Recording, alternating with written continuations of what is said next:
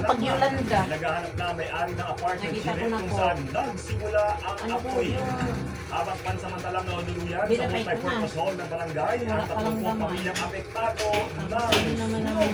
headline ngayon.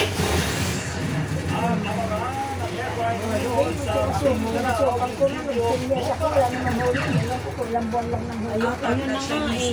Tapos na po yung pala.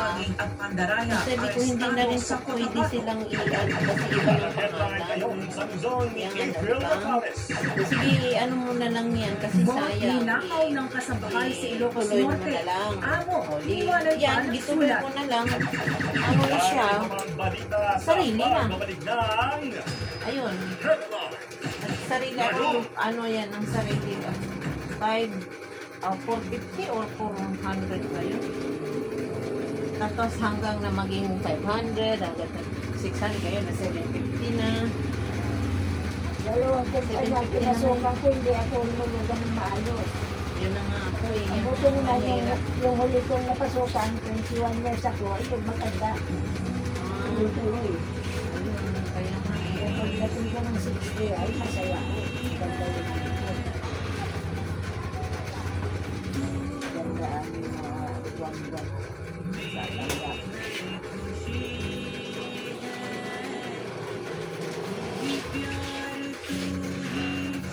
Kaya nga po ang hirap. Hirap ng ano eh. Yung panahon ng ano ba, ng pinabayaan.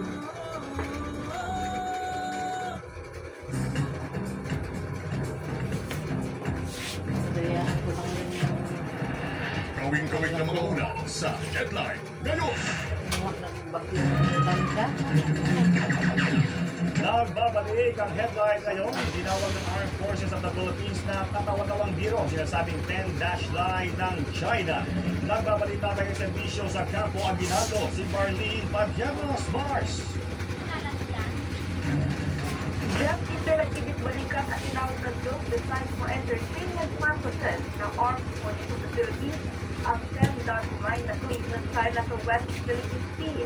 Sa pulong panitaan sa Campo Aguinaldo, designated spokesperson for the West Philippine Sea Rear Admiral Raymond Trinidad ang kalokohan at walang pagkahan ng mga krimen ng China sa bahaging teritoryo ng Pilipinas. Gawa-gawa ng pag-aya at imain ng sulito ng Chinese Communist Party na layunin pupukaw ng interes ng ilang Pilipino at international audience. Pinag naman ang ESP na tutuloy ginagawa nitong pagprotesta at pagkakabuhay sa sovereign rights ng bansa na hindi na pagsuporta sa mga Pilipinong mangingisda. Session mismo sa Campo Aguinaldo, Marlene Padiernos sa Radyo Servisyo ang Treta. Maraming salamat, Marlene Padiernos. Samantala, arestado ang 4 na Chinese na sinasabing sangkot sa smuggling at tanggalaya sa bayan ng Lang sa Cotabato. Nagbabalita ng serbisyo sa Cotabato si Lirio Bompa.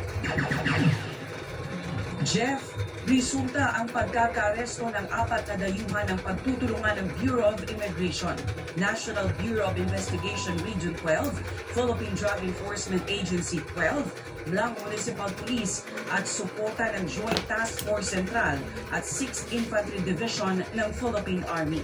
Nadiskubre rin ng otoridad sa investigasyon na nagtatrabaho ang mga ito na walang valid visa o misrepresented ang kanilang visa status. Tumulong ang militar sa pag-secure sa operation site sa Alpha Household Miscellaneous Chemical Products Manufacturing at tiniyak na naisagawa ng Bureau of Immigration ang kanilang mandato nang hindi nanggagambala, gayon din sa mahigpit na pagsunod sa legal protocols at pagbibigay prioridad sa kaligtasan ng lahat. Nasa kustodiya na ng kinaukulan ng mga naarestong Chinese national para sa dagdag na investigasyon at legal proceedings. Kaserbisyo mo sa Cotabato City, Lirio Bompa para sa Teleradyo Serbisyo at Radyo sa 630. Tinangay na kasambahay ang dog na kanyang amo sa Ilocos Norte. Suspect na iwan pa ng sigat. Nagbabalita ng serbisyo sa Ilocos Norte si April Rosales. Mga bata. No? Laking gulat ng ina ng negosyanteng si Bumalik Pusha na yung Cruz dati. nang makatanggap ng liham galing sa hindi pa nakikilalang tao. Sa liham, sinasabing mag-ingat ang mga biktima dahil nakuha ng suspect ang kanilang pera ng hindi sila Mga mamalayan. matatanda. Nang panoorin ng mga biktima ang CCTV, nakita ang angkas sa bahay nila ang nag-iwan ng liham. Nadiskubre ng biktima na nawawala na ang steel vault na may lamang 300,000 piso sa loob ng kanilang kwarto. Pero natagpuan nito sa drainage canal sa labas ng bahay ng suspect at na-recover pa ang Dito siya din 10,000 pisong pera sa mga pasok sa palibot ng bahay. Kaserbisyo mo sa iyong sorte, Avery Rafales para sa Teleradyo Servisyo at Radyo sa East 30. Nasamsama ang 30 pisong halaga ng hinihinga ng shabu sa Cebu City. Tapos, pag siguro may sira at saka yun, nakahikaw, naka-webcast na, ayan, dating daw dun sa barong sila. Lahat. Tapos pagkatapos daw, nababa naman din siya. Wala niya, bumulot siya ulit. Doon na siya sa bahay pagdating niya, naalala niya, doon na siya umiiyak na siya ng iyak. Para siyang na-hypnotize kasi Yung siya po nga nakakatakot sa klase pagpupunta ka. Yung sinukutan din niya. Maraming salamat, Ani Perez. Sa Davao del Sur, dalawang patay sa banggaan ng motorsiklo at bus sa Malalag. Nagabalita na ng serbisyo sa Davao del Sur si Hernel. Tokmo, Hernel. Takot ang mga tao, no? Ang sarap na maglakad ng kahit madaling araw. Ngayon po, so ang ginawa po, pati po yung pera pinuha. Dito sa atin, yung kapasok na pala. Oo, akala natin wala, no? Dito lang po. Kasi sa Kimpmart, sa unahan lang ng Kimpmart. Meron pang isa. Yung sukil ko yan dito eh. Tagalan dyan, oh.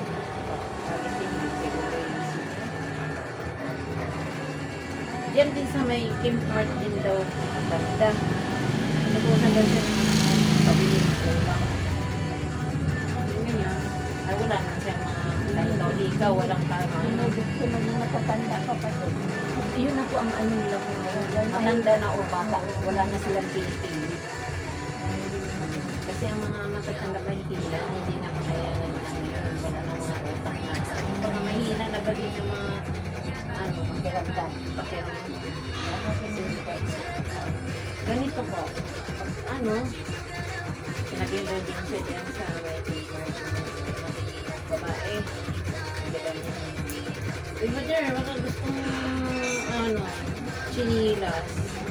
May sukat ka doon na nandun doon sa van. Chinilas. Wala naman kang bayad dun. Ngayon, hindi rin niya alam. Sumunod din siya. Katawid na dito ng Kimpmart. Ba may nagtitinda naman po yan dyan. Sumunod na siya. Ang tagal doon nag-antay mga siguro karating siya. Kinakabahan daw siya. Kabahan siya ng kapatid. Iba mati. Sabi niya, iba mati. Yung mga dali. Lumapit siya doon siya na yung nagtitinda. Para yung mo akalain mo, akala mo, antayin mo, kamag-anak mo, di ba? Diyan din lang yung parang kinakabahan siya, iba na lang ang nangyari. Umalis din siya. Oo, umano doon siya, di sabihin mo siya, bakit aalis ka? Wala pa yung ban, gano'n. Bakala na yung ban ninyo yan dyan. Umalis talaga siya. Kasi hindi siya nakabili ng ulam. Lang daw siya ng baga parang natulala siya sa niya eh. Mabuti na yan eh. Buti nga naisip niya yun. Kinukwento niya sa akin dahil ako minsan ako laging kumikita niya. Biktima ako, diba? Ay, hindi lang talaga mag-ikaw ng kasi alam rin nila yun training. Ito nga, hindi ko kasi nagpakamalian sa salita ng kanyang may tsura. Alam nila yun. Mga ganyan, alam nila yun. Alam nila yung mga tunay. Pagkagaya nito, alam nila yung mga tunay. Hindi yung mga accessories lang naman ko. Diyos ko, ang dami-dami kaya ko. Hindi naman ano yan. Kundi nila ang galit niyan. Minsan yung nag-aalas na nag-iikot, alam sabi mo nga, ano, mga lumang alahas. Maraming salamat, Hermel Tomo. Okay, kanina sinasagawang transport strike, nagdaos ng programa ang ilang miyembro ng Manibela Hindi rin sa natin Pasig alam yun. City. Baka isa rin yung ano. Tapos, mahipitize ka na. Papasok na sila sa ano. Pasig, si Tikit-tikit Tricia lang nila. Lindo. Tapos babalik yung mga ilang araw, kasama na. Pasada ng Grupo Manibela. Kaya ang pwesto kaninang umaga sa Kaya mga hindi ako may sa ating pansin ng mga ganyan. para tulan ang Ano daw po daw titingin sa mata. Isa ito sa mga itinakdang charge center ng Ako naranasan ko yan dati. Sa mga pero sa mga tunaling ito, tapos Kasi ang nasa programa ng mga miyembro, hindi rin paralisado, biyahe at patuloy ang pamamatag ng mga jeep. Kaya ngayon nasasakyan ang mga commuter, partikular ang mga estudyante papunta ng yun ganitong doon sa oras. may Maging ang ilang mga pangunahing lansangan na dinaanan natin kanina patungo dito sa Pagkakas ay tumagawa ng pagkakaroon at i-slash po siya para di siya mag sa servisyo mo sa Pasig City, Tristalinto, para sa Tapos, General Servicio, ang Grand Istrenta. Maraming salamat. Nasakay ko po. Hindi pantay dito, ah. Opo, ayan yan. Kaya nga ginanyan ko po siya para hindi siya magpantay. Kumbaga, gisla siya ng dulo. Hindi po siya giliyer, kanang gisyagi, kasi maikli na rin po dito sa taas. At dulo lang po. Kumbaga yung sa dilo, para agad di lang siya magkaroon ng ano.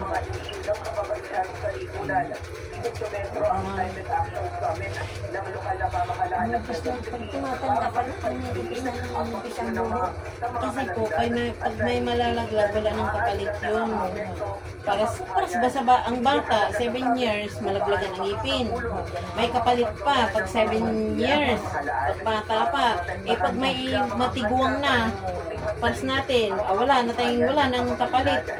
Diba na po? Ang ipin natin, kaya pag ganun din yung buhok, maglaglagan ng buhok, wala nang kapalit. Yun na po yung Maraming salamat, Nico Bagsik. ito yung bangs ko, ayaw isa na lang. Sa bypass operation, nauwi sa kwento sa Lagaw. Hindi extend. Ayaw ko lang po siya na magkaroon lang siya ng Harris. sinugawan pa kayo lang po. Sinasabing nakatulog ang suspect na pulis ang katransaksyon kaya nagpapulong ng baril at tumakas. Na-corner ang suspect na nakapasang may tama ng bala na naging dinala sa ospital pero dinagdarang death pag-arrival. Na-aresto naman ang isang taong unang lalaking kasapwat ng suspect. Nasasandi ang 15 gramo ng shabu na nagkakahalaga ng 100,000 piso. Ayan po, babkat po siyang ganyan. Ayan, babkat po siya. Kita niyo po? Hindi, walang salamin.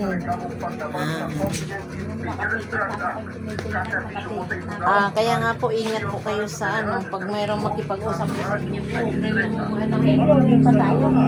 Google pa natin. Kapilang sa mahal ng mga Pinoy sa Amerika sa mga tinatawag ng Pilipinas sa Estados Unidos, napakatawanan ang kanilang mandato sa mga Pilipino, anuman ang kanilang estado. Sa harap ito ng paglansad ng Administrasyon Trump sa mga illegal immigrants sa Amerika.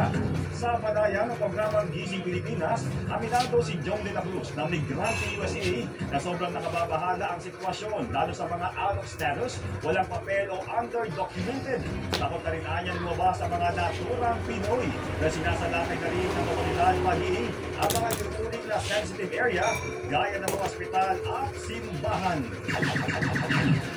Sa Balikan Sports, patuloy ang pamamayagpag ni Pinay tennis sensation Alex Ayala matapos mabante sa quarterfinals ng Miami Open. Nagkaroon dito ng pagkatras sa round of 16, the world number 11 Pamela Bautista at last injury. Sa social media coach ng Women's Tennis Association, nagpasalamat si Ayala sa mga sumuporta sa kanyang laban sa Miami Open. Nauna ng pinataob ni Ayala sa round of 32 at round of 64 sina world number 5 Madison Keys at world number 25 Yelena Ostapenko. Nakaharap ni Ayala sa quarterfinals at mananalo sa kabiko sila Shianek at world number 22 Elena Svitolina. Headline, ngayon! At yan po ang mga balitang aming nakalap. Tuloy-tuloy po ang pagmamanood sa video. Kaya tayo sa YouTube channel. Tapos sa channel ay wari at video. Para pahingin po tayo ng radio presensya sa live streaming. Magpapalala po dito sa Facebook page. Ako si Jeff ng Bayan at ng Kita.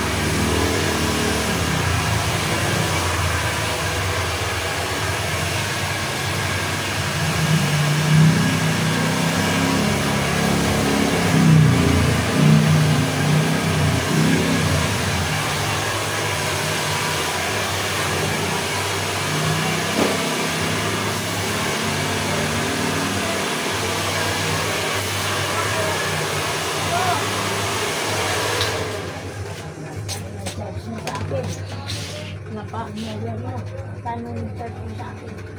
Hindi na. Paano mo?